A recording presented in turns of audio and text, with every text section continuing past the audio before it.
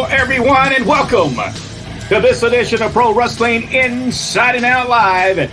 We are going to be talking about Mid-South Wrestling. And now, here's your host with the most, Rodney West. Good afternoon, good evening, and welcome once again to Pro Wrestling Inside and Out, our Mid-South edition. We're going to be looking at episodes 258 and 259. These were in August the 16th, or started August 16th. Through the last part of August, and we've just finished with the latest Superdome Wrestling Extravaganza. And with that whole card, we're going to kind of review it as well. But before we do that, let's introduce our panelists. First of all, he is a promoter, booker, and a cigar aficionado, Mr. Jack Lord. And to the other side, or this side over here, is the founder of Pro Wrestling Inside and Out, entrepreneur, printer, and all-around good guy as well, Mr. Brent West. Ho! Sorry, I have to do that every time. I just, that's the only time I'm able to. I thought you might be celebrating their anniversary today. They're celebrating 35 years together. 35 years. Awesome. Absolutely awesome. Before we begin, Brent has something that no one on the internet has. I'm talking about the full card of the August Superdome Wrestling Extravaganza. All you could find is 4 matches. Now, this event drew approximately 18,000 people, and it was in August. And of course, this marked the departure of the Junkyard Dog. Brent, I think you have the card, don't you? I do. I want to show this right here. This was written out by Jim Ross. I'm pretty sure Jim Ross is the one that wrote all this stuff out. This is what they use for television. So I'm going to read exactly what they read for the actual show. Let me start at the bottom. All right, here we go. Next Friday night's what it says. The Superdome Wrestling Extravaganza. A quest for the gold is what it's called. Well, we just lost Jack again. He was so excited he had to go to the restroom. I guess so. Rick McCord. Rick McCord is on that card, and he goes against Hans Schroeder. Art Cruz takes on the Big Cat, Ernie Ladd.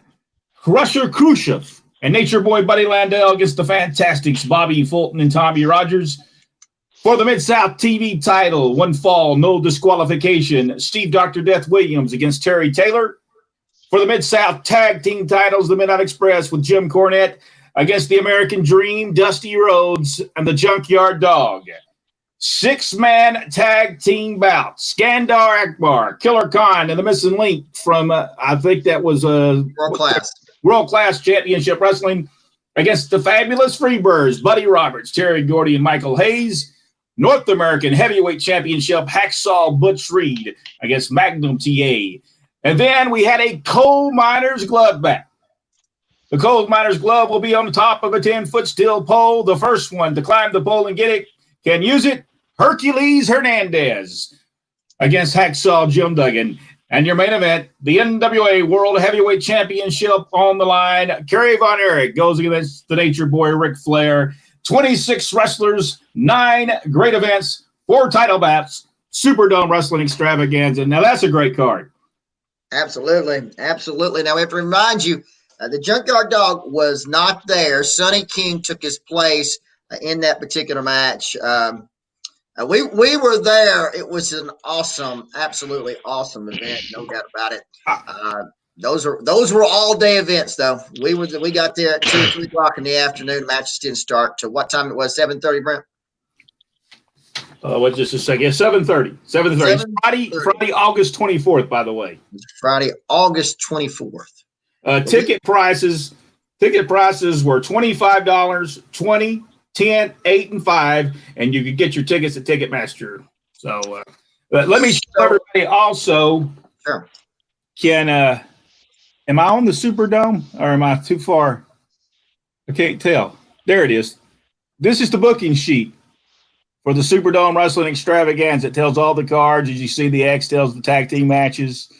This was what the wrestlers would get at the beginning of each week, and it would tell them where they were going. And as you see, Duggan and Taylor did interviews on August the 21st at the Superdome to promote the show. So Also, it says on here, notice no fighting on the floor. You know, I know WWE don't have that on their booking sheet. No. I'm beginning to think. I think we said that was August 24th, and these particular shows, I said that was 258 was originally aired on the 16th. I will assume because they did talk about the Junkyard Dog. I'm assuming this was Bicycle. That was still on the Bicycle, so these shows were playing actually much later, I would assume. Well, I'm looking at this. There's an interview sheet that they did, and maybe that tells exactly when this was done because they are different. The tapes are different. This would be 255, 257. So let's see when New Orleans. They actually ran a special the week before the show. So I guess they maybe they because I don't see anything else about it. But see, there's an interviews, and as you can see, they kind of tell everything the who's going to do the interviews and stuff, and right there is New Orleans. So okay, and it doesn't really say what's that say. It says special 10. So I guess they did a special show just for New Orleans. For New Orleans. This one says 257. Now, there is another one here that says show 257. So that would have been the show that played the week before. Right. Before the Superdome show. Yes. So like I said, these dates might be approximate because of the Bicycle thing that they did there. Yeah. All right, so we end up on episode 258 regardless, and this actually, if you want to watch on YouTube, it actually does say, and of course on WWE Network as well, does say on August the 16th. That is the full card for what, Brent? Superdome? This is the Mid-South Wrestling. This is the TV format. Oh, the TV format. That they used on the actual show. This was my father's copy of it, and as you see, it'll tell everything that we're fixing to talk about. All right. Well, again, the show is Jim Ross and Bill Watts. And at the beginning of this program, Bill Watts takes the opportunity to talk about the Junkyard Dog and his departure from Mid-South Wrestling, making the situation that Hacksaw Butch Reed was actually the reason, and that Junkyard Dog actually buckled under the stress of Butch Reed in his constant going after the Junkyard Dog. Anyway, after we get past that, it's Boyd Pierce in the ring with Steve Dr. Death Williams, and he had the very special announcement he was going to make. Steve Dr. Death Williams has a bag in the ring, and he pulls out what he's now calling the the Dr. Death Award or trophy or helmet. I think is what he called it. Later, they changed it to Dr. Death Award, and so now he's going to.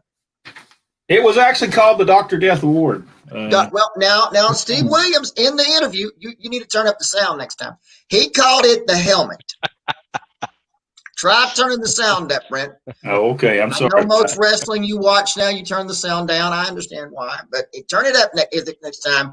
He actually calls it the helmet. Now, at the desk, Bill Watts fixes it and calls it the Steve Dr. Death Award. Then we have Steve. All right, wait just a second. Okay. All right, go ahead. Let me ask some questions here, and I'm going to ask Jack this. Jack, I have this right here that I'm going to, this is the Brent West Award right here, and I'm going to put it on the poll. And anytime you want to have, let me ask you a question. Would you want a helmet? Would you want a helmet? I would rather have your award because I know you can't reach very high up on a pole and I can get to it. you would be right about that. I just want, I'm going to be honest with you now. I never does anybody really understand the award? I don't get it. No, I even back then, I think we pretty much said the same thing. What in the world is this about? Anyway, it's football. And maybe that's the reason we didn't quite understand it. Football. I think Jack went. He got really excited. He's paralyzed by the. I keep going in and out. You know, it's what us single guys do. Well, anyway, it's then we have coming the match: Steve Dr. Death Williams against Mike Jackson. Again, Mike Jackson, never a bad match. This thing was awesome, absolutely awesome. In the end, it was Mike Jackson going for the flying head scissors, and Dr. Death catches him and then maneuvers it right into the Oklahoma Stampede, and it was Steve Dr. Death Williams over Mike Jackson in that one. Hey, I have to say, I was impressed with Steve Williams in this match. He was quite. It was good. He was good. I think it was because of the quality of his opponent. I think so. The match was really good when he went to do that thing and he called him. Yes, and gave him. That was tremendous. Absolutely. I thought it was a great match. I thought it was a tremendous match. Absolutely a great match, and of course during that match again, it was the opportunity for Mr. Watts to stick it to the Junkyard Dog yet again. Coming up in match number 2. By the way, Jack left. He was on his way to get that Steve Dr. Death award. Was you able to get the award? Yeah. You've got that award. He has now the Dr. Death award. So he'll after the match, he forgot that he had the award, and he got out of the ring and had to eventually climb back up in there and got it because he forgot that he had it up on the pole. Anyway, so in the next match we have a handicap match: Randy Barber and Don Sanders against Hacksaw Jim Duggan. And during the match, of course, Bill Watts is talking about his illustrious, Jim Duggan's illustrious football career, most important thing, and an enhancement of your career in Mid-South Wrestling, no doubt about that. And finally, Duggan just pretty much dominates the match. They really have no, other than just kind of being out there. Don Sanders, I thought, was hilarious as he keeps running all the time. I mean, he was running that whole he was running that whole match. Don's awesome. Yeah, and he was awesome. And then it ends up with Duggan giving a spear to Randy Barber, and then Sanders gets the gigantic clothesline followed by the knee drop. It's Jim Duggan and the winner of that handicap match. I don't think any surprise to anybody in that one. I really don't. Well, let me ask you a question, Jack. What did you think about that match? I was glad when it was over. I wasn't. To be honest with you, I didn't dislike it as much as I thought I would. It was one of his better matches, which is, I don't know. Is that saying a good thing? I don't know. No Kevin Sullivan mentioned here, but Duggan is. That's the way I feel about watching him work. Awesome guy. Can't stand to watch him. So anyway. Okay. All right. I feel your pain in that. I say 2 thumbs up though to Don Sanders. He was fantastic. I just love the running.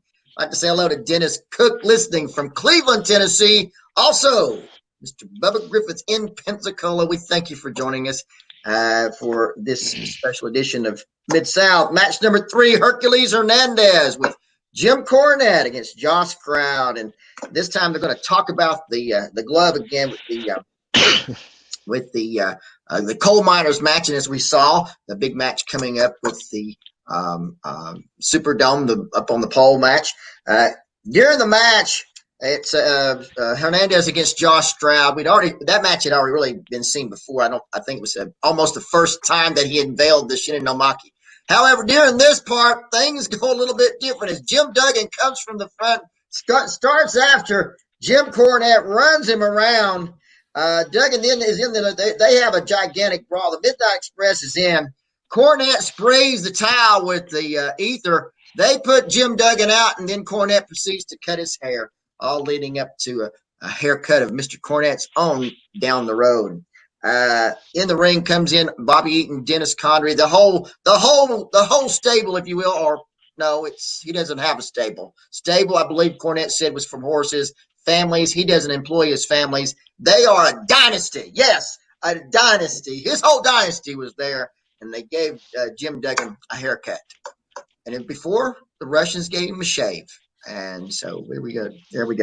Now, I like that. I thought I thought it was really well done. It was done. Yep. It was done great. It was totally unexpected, especially with Duggan coming from the front, and then right after Cornette. Cornette is he was on his racehorse, no doubt about it.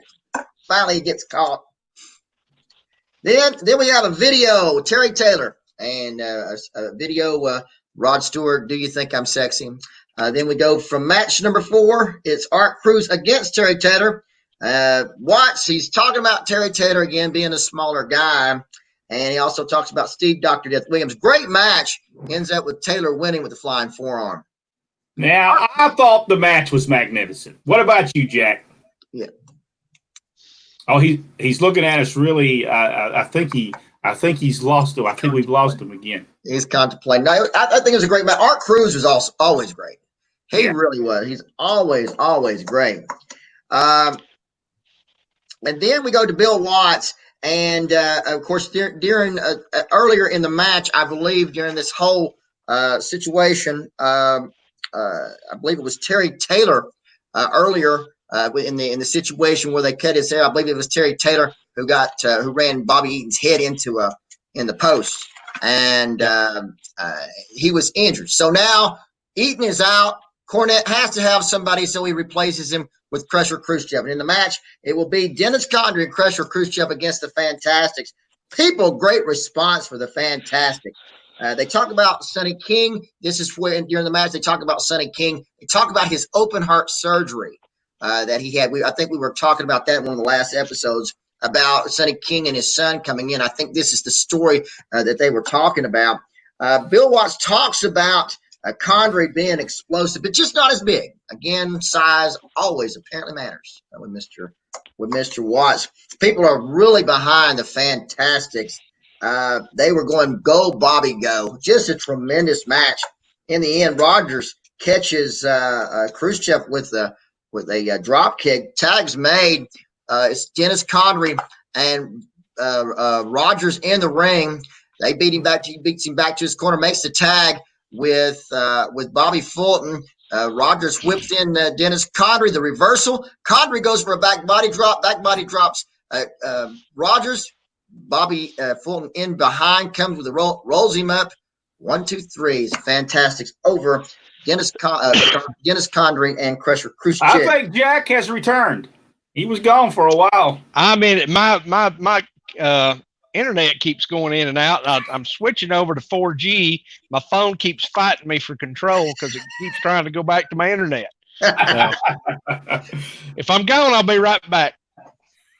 Well, anyway, it was like I said. That to me, that was a great match. The Khrushchev and Condrey, I thought, worked really well together, and I think the Fantastic looked and really shined. The way it ended, just tremendous. I loved it. Back body drop. He went for the back body drop.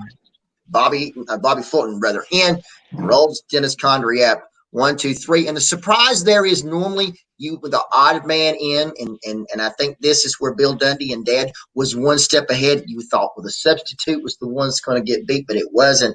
It's the main guy getting beat.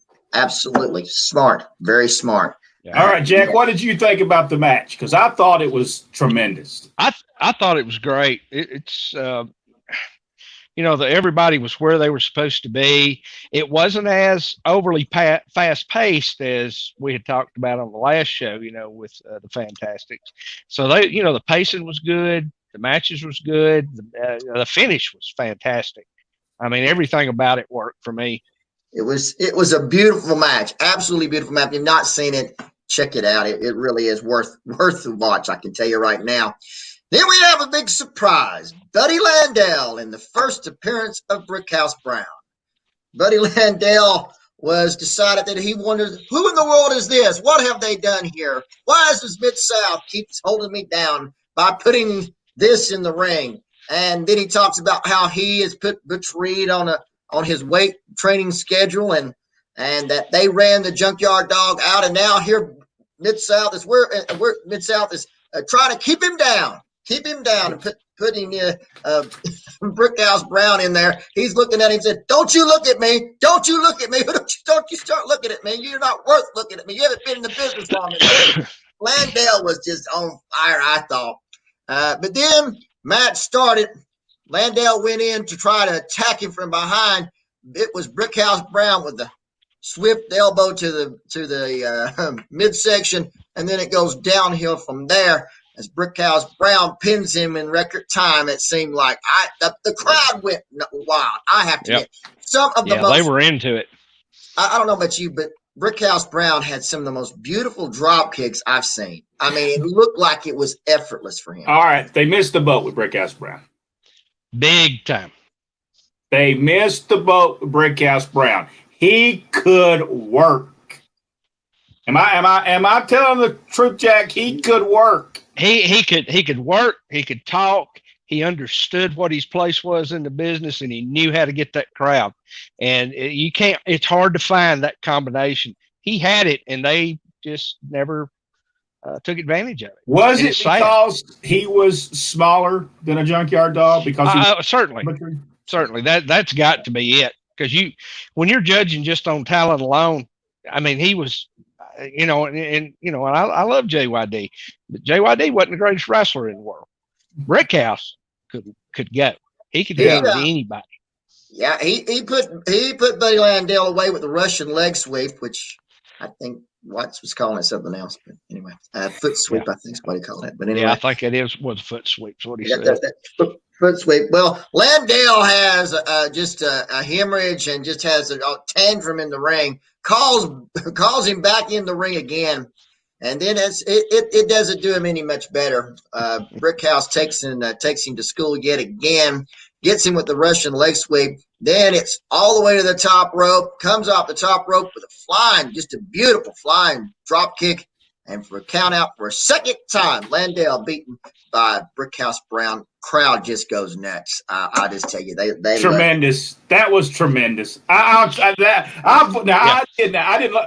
did not listen to the commentary again, but I did watch the crowd noise. I did see the people. I mean, as far as the crowd, they were going nuts over it. Brickhouse Brown, spectacular. You Mid-South missed the boat. Well, yeah, and then Buddy too. Buddy, even if he was having an off day, was still better than 90% of the people that ever got in the ring. Absolutely. And he was on point through all this. Yeah. Well, they end the show with Jim Ross and Bill Watts talking about Duggan upset about getting his haircut. And then they end the program with the video of Adrian Street.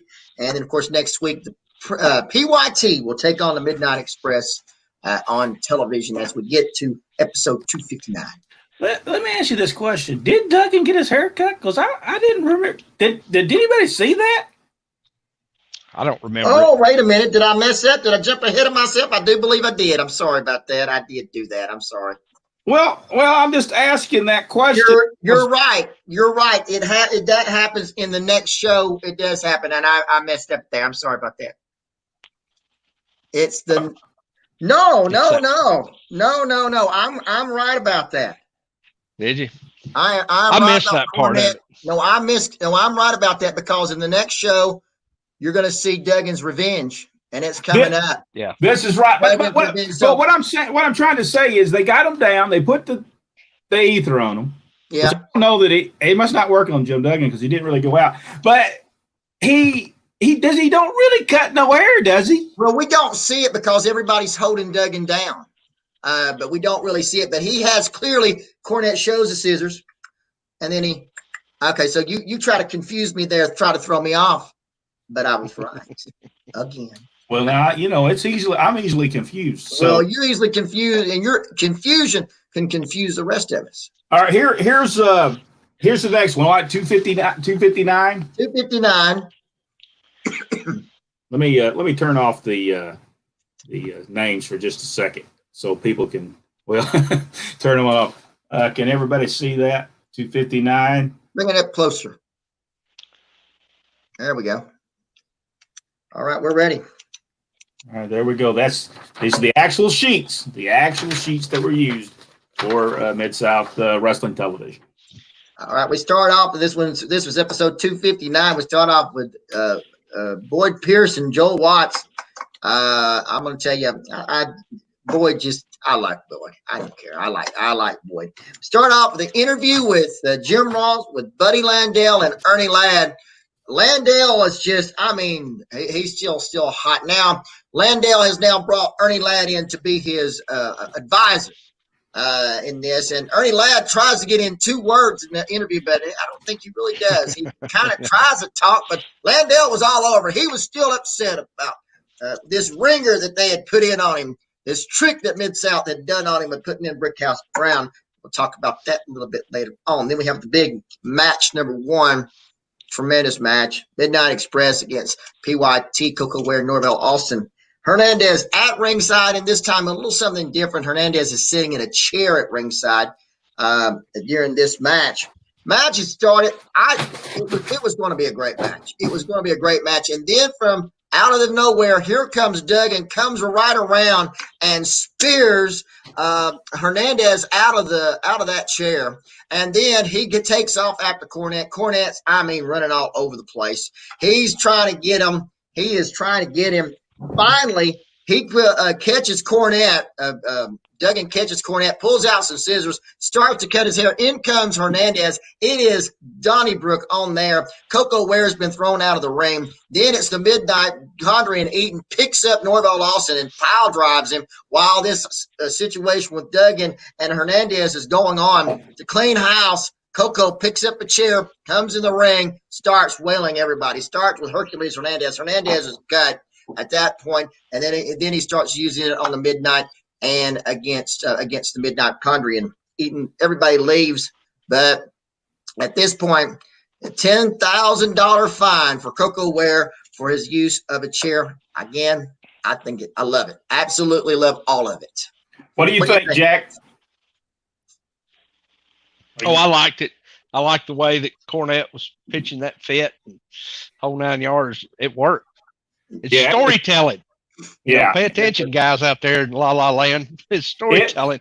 If you have not watched, I think it would probably, because it actually was taped on August 15th, 1984. If you have not seen episode 259 of Mid-South Wrestling or 258, go watch them television programs. 2 tremendous programs.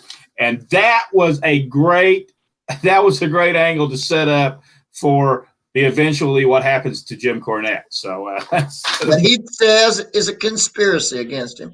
Yeah, by the way, that never happened. Was I don't know about you, but it was on the way. You can tell. You cut Duggan's hair and then he tries to cut yours. You know, somebody eventually has to lose their hair. I don't know. And it wasn't going to be Jim Duggan, so no. And wait, can I say something? Take a look at Cornette's hair. Don't you think it's a little long? Wasn't it a little long in this thing? Normally when you're having a hair match, whoever's getting a haircut normally lets it grow way out. And it looks like Cornette was in, hey, Square Circle Channel. Hello, gentlemen for Kuwait. Thank you for joining us all the way from Kuwait. Well, I thought it was a tremendous. That was a tremendous. If they could do stuff like this on modern day wrestling, what a show it would be. It's building. Remember, they've been building the thing between Hercules and Duggan already, and then they add it with Cornette. I mean, this has been going on for a week. Cornette, gets Hercules as his bodyguard to protect against Jim Duggan. Jim Duggan already been ethered once at the Superdome with Wendy Richter. I wish we could have seen Wendy again. I like her. But yeah, just fantastic. We come back, another match, Hercules Hernandez, and like Jack was saying, Cornette's just having a fit. He is demanding that Coco Ware be fined the $10,000. He wants him fined right then. He wants him out there right now. He doesn't. And then Hercules said, I don't care about the fine. Just bring Coco Ware out there. And of course, he was supposed to be Hercules Hernandez against Mike Jackson. And then here comes Coco. And then it's a big match. And I don't know about you. If you watch the crowd, people are loving it. Absolutely loving Coco. I mean, again, I think a missed opportunity. I mean, I think another missed opportunity because obviously the PYT are on their way out. So, but again, why? Because Coco was too small. Come on, Bill Watts. You drew He with the Rock and Roll Express. You would think you would have learned that was going at that point in his place. But as we see by upcoming cards, and we're going to show these next on our next episode. Let me show you a bunch of. We're going to go over this much stuff. All this stuff is Mid-South Wrestling stuff that they used, and we'll go over it next week. We're gonna look at the cards and kind of see that we were going back to 1983 for some reason. So we'll go through that and see.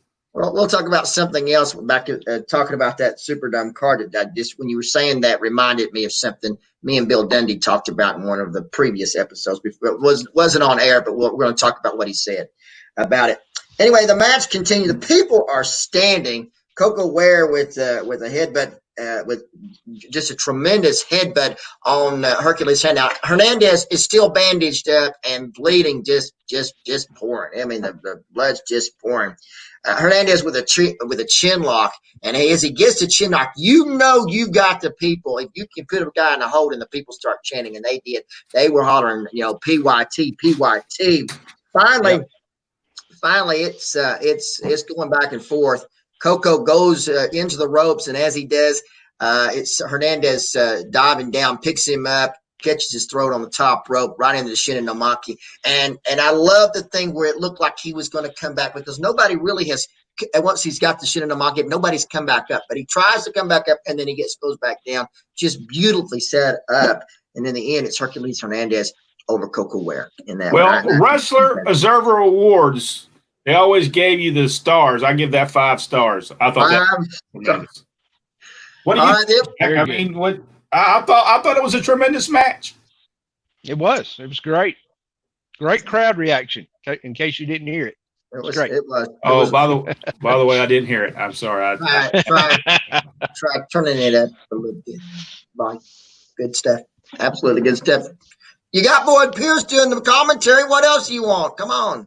Well, all right, I'm watching this while my wife is in there watching television. So Well, you have headphones. I do have headphones. Try that next time. It just makes some sense now. See, that's why I need both of y'all to let me know when I'm making mistakes in life. There we go. Let's see. Here we go. So I think Duggan and Hercules were great before going to WWE. Absolutely. There was a lot of great people that were great before going to WWE. They like to claim they create, but they didn't create. They just Hercules was a spectacular wrestler. He really was. They never used him to that extent in WWE. All right, I guess it was WWF, but yeah. Mid-South did. They loved him. Yeah. The Watts loved him, and of course, he was the guy that he's looking for, the big guy. Absolutely. Then we have Steve Dr. Death Williams with his second attempt to make people interested in the Steve Dr. Death Award. He's wondering why nobody wants to come out and challenge him for it. That beautiful black football helmet, nobody wants that thing. Decorated. He can't figure it out. I wouldn't know. Anyway. So anyway, he's talking about. Then we go into the match. Hans Schroeder against Sonny King. King really comes over with the gigantic flying headbutt, which I don't think we've seen him use that before. Comes with the gigantic flying headbutt, and Sonny very, very aggressive in it. I liked him. He is always awesome in anything. Like I said, I think this time with Sonny King is probably, as far as I'm concerned, the best of Sonny King. I really think so. He was very, very believable. Yeah, absolutely sincere. Absolutely. Yes. Dennis Cook says everyone was great before going up north. I agree with that. Absolutely. And I think the ones where have been developed over the years in the territory systems is really what it was, and they were just capitalizing. Some people they've enhanced with Ted DiBiase and the $1 Million Man and Undertaker, the Callous Undertaker. So they did some great things. I'll give them that. Right, sure. I'll give them that. Anyway, Sonny King over Hans Schroeder. Match number 4. It is round. I believe this would be number 3 for Buddy Landell against Brickhouse Brown. This time, Ernie Ladd in the corner. Okay, Ernie Ladd's in the corner, but I don't think things end up quite exactly how they planned it to be. Match was just great. I don't know if you noticed it or not, but I think Landell was having just a slight problem with Brickhouse. I've never seen in a match a man put an armbar on himself. But Landell was calling for it. You could tell. And he was, I think, struggling. I think Landell was struggling with him. I don't think they were kind of on the same page. And No, not in that match. Even that, or he didn't know what an armbar. But I'm just guessing. You know, it's funny because y'all seen that, but I watched that match, but I did not see that in that. So that's what's the thing about it. I did not see that in the match. Well, I'll be honest. I didn't catch it as much the first time as I did the second time.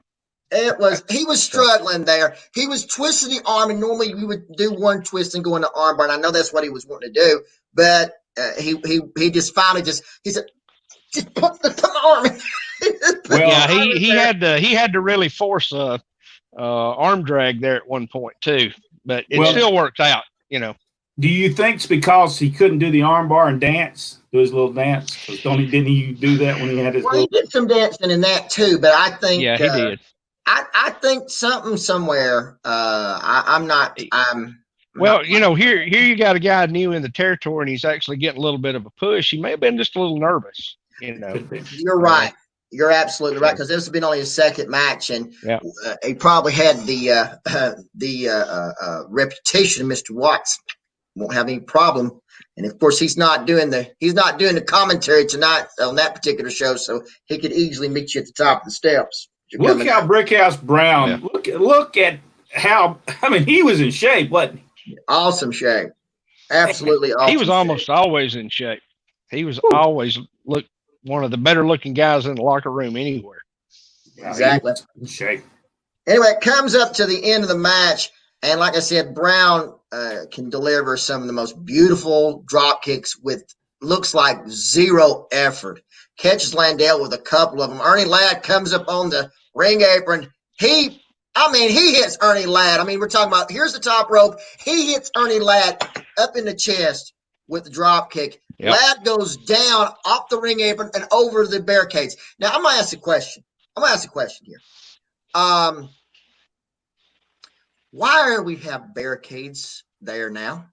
We didn't have it up to this point. What was the point of the barricades? It seemed to be an obstacle every time and everything. Am I wrong about that? I don't know, but I'm glad they were there, because Ernie looked spectacular going over the top rope and then going over the barricade too. Right. I love that. Well, let me tell you, you would get a $50 fine.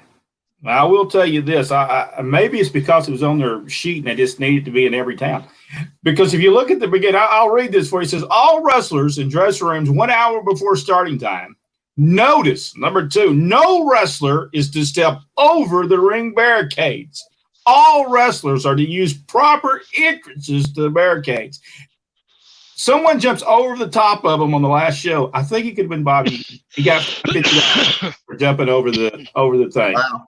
And it says no draws without authorization for Tulsa office, which means you couldn't get an advance on your pay. But that's what it says. People can read it right there. It's typed, and once it's typed, yeah, it is the law. Yeah, it's the law. It's the law. That's Bill Watts. Anyway, he catches him up. Watts bought a new car on people finding people. Right. So Brickhouse just catches Ernie Ladd. Ladd goes down on the floor. He takes his jacket off, comes right into the ring, and then again hits him with that beautiful drop kick. This time Ladd goes up and over the top rope, and like he says, then over the barricades as well. Beautiful stuff. He cleaned Brickhouse. They finally just give up, and Ladd and Landell head to the dressing room, with leaving Brickhouse in the ring. I loved it. Of course, Ernie Ladd. Who doesn't love Ernie Ladd? I think he's fantastic. Yeah. Then we come up with another video. It's ZZ Top with the Fantastics. I think they did that with the Sharp Dressed Man. Match number 5. Art Cruz and Randy Barber against the Fantastics. Right in the beginning of the match, Fulton again, he misses that headset. I don't know if Did you see that, Jack? Yeah, but- Did you see Dad smiling afterwards? By the way, the referee, Ron West, is mine and Rodney's father, and he was kind of smiling after he fell. Yeah, he went. I think he misjudged it a little bit. He gave too much, and he kind of overshot him or something. There it was. as he told me one time when I missed something in the ring, he bent over and said, "You only missed it this much." That was good stuff, though. One maneuver that I disagree with in this match, and I hate to be, as you know, controversial, but I disagree with the double drop kick being performed by the Fantastics, being the Rock and Rolls on the way. I'm not for what I call finish theft, especially to be used as a high spot. Gimmick infringement. Gimmick infringement. Yes. See, I'll probably get in trouble for this. I've got the award that's Jack's going to go out the thing. So the Brent West Award. The Brent West Award. Anyway, I don't even know what this is. So. Anyway, at the end, it's Bobby Fulton slamming Randy Barber, almost all the way across the ring. I mean, he's a long ways run, and the catapult from the second rope of Tommy Rogers across the ring and hitting. That's outstanding. It was beautiful. It was. I believe that probably Tommy Rogers could go from one side to the other because he just about did it. I mean, when he come off those ropes, just beautiful, a beautiful swan dive. Art Cruz was a missed opportunity. He could have drew money for Mid-South Wrestling. He had it all. He had the height, he had the build. He could have drew money in Mid-South Wrestling, and he could work. Another missed opportunity. Let me ask a question. You have those cards on there. Is Magnum TA on the cards? Because he's not on these TVs, not live. Magnum TA, is that during, this would be during the you go ahead and go through the next match, and I'll all right, so now, because the reason I mentioned that because we're going to show Magnum TA in the Born to Be Wild video, and I'm noticing that he's really not been on the show live in the last 2 shows or so. I'm just kind of wondering. They talked about him, but he really wasn't on the show. Next match comes up is Crusher Khrushchev and Ernie Ladd against Josh Stroud and Rick McCord. Everybody was color coordinated in this match, and all red, all tights were all red. I found it very interesting. Apparently, how many times can you have all that? I just don't say. You can say it's the guy in the red tights. Which one? I don't know. Anyway, Jim Killshaw in Baton Rouge, Louisiana would have had a hard time with that. So, didn't like that. Anyway, it's in the end, it's Ernie Ladd catching him with a big foot to the face. It's a double leg drop. It's Ladd and Khrushchev, and they're the winner in that one. It's pretty good, pretty decent match. Ladd just towers over everybody. I mean, everybody. We like to say hello to Robert Bryce. He is watching in Dothan. Welcome, Robert. Thank you very much for joining us. Then we end up with the internet. We end up with an internet. That's a combination of interview and Cornette together. An internet. Yep. They didn't have the internet yet for all those folks. That's right. Is it? So it's the interview with Jimmy Cornette and Hercules Hernandez, and Cornette still raising all kinds. I want him to pay this. They make me pay it every time I do anything. I sneeze, whatever happens here. I'm always blamed for it. I'm fined for it. I want him fined immediately. And then Coco Ware and Norvell Austin comes out there, and just a beautiful exchange between Jim Ross and PYT. I just thought it was beautiful. Hey, look, I don't make the rules.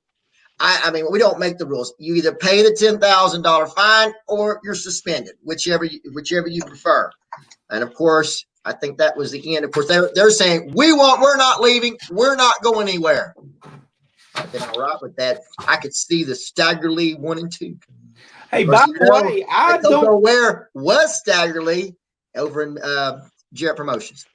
All right, go ahead. You go ahead and finish the show, then I'll. And we start up with Tiptoe Through the Tulips, Exotic Adrian Street, and he's going to be there live next week, along with Johnny Mantell, and that ends show number 259.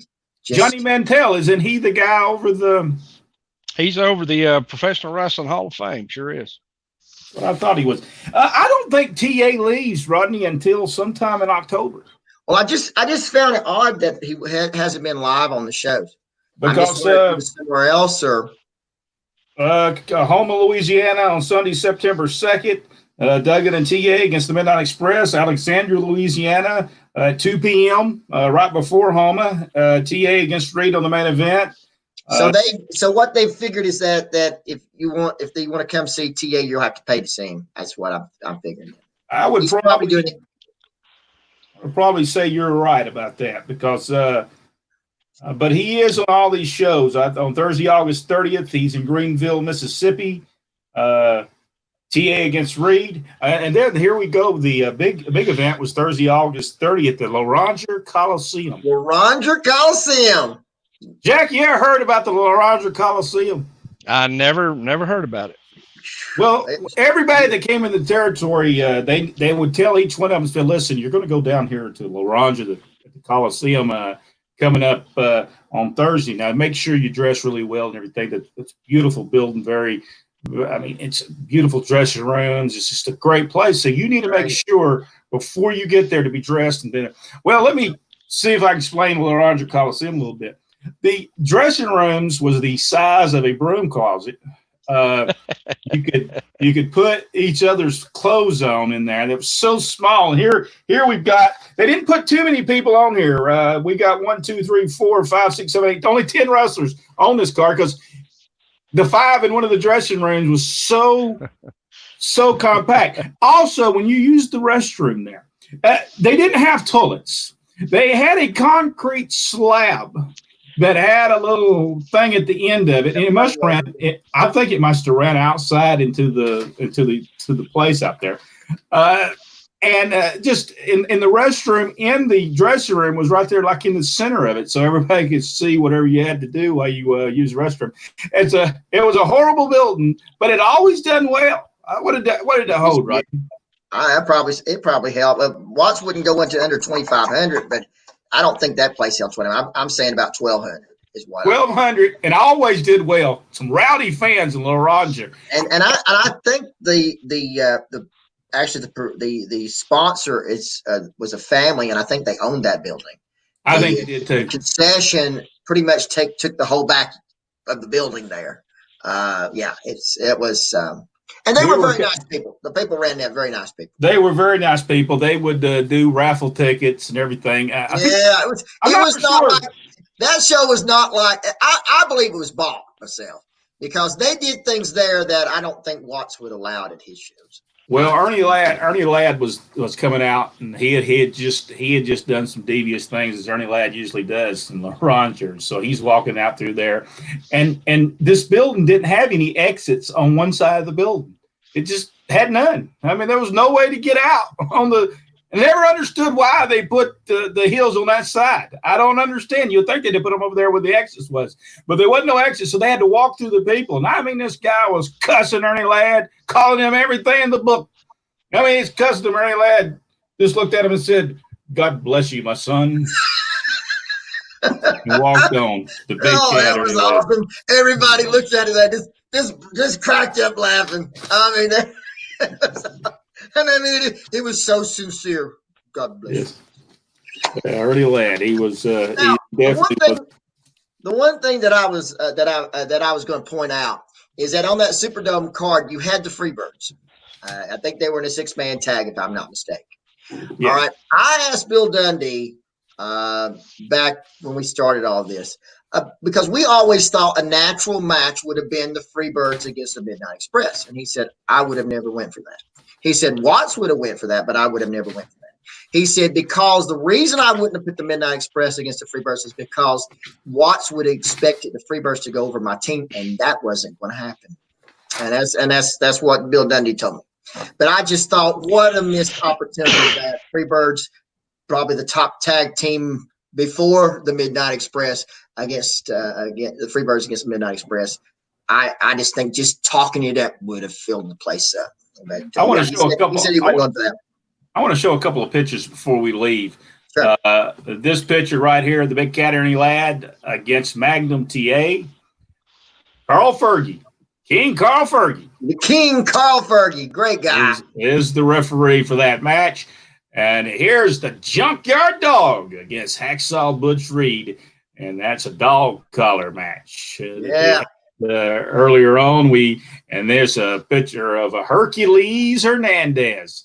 And this picture I enjoy seeing. This is almost the whole crew. We've posted this on Facebook before on Pro Wrestling Inside and Out on Facebook. And as you see, Mr. Wrestling 2, Mr. Wrestling, Hercules Hernandez, Chris Cruciff, Buddy Landell, Jim Cornette, Dennis Condrey, Bobby Eaton, and Pat Rose. That's a great and Pat Rose is front and center and should have been during the whole promotion. He should have. He should have. He should have. There's nothing Pat Rose couldn't do. No. Closing comments, Jack Lord, about these 2 episodes that we watched. Hey, great episodes, man. I mean, if you had to hang your hat on 2 episodes of an entire history of your promotion, these 2 would have been good ones to hang your hat on. They were really good. I think they really took from the last 2 shows that we watched to this one, tremendous, just tremendous. Big difference. Big difference. All right, Rodney, what about you?